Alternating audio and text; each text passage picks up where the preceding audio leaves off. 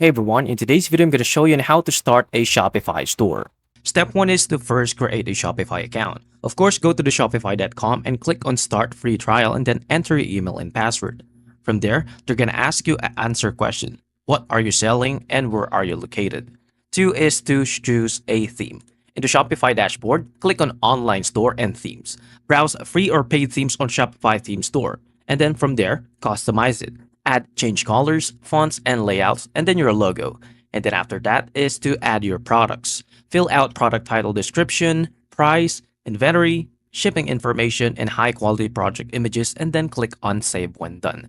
If you're using dropshipping, install apps like Teasers or Zendrop from the Shopify App Store, and then set up the payments. From there, configure the shipping. Just simply go to the settings and shipping and delivery, and then buy a custom domain. And that's it. Launch your store. If you found this video helpful, please like, subscribe, and I'll see you into the next one.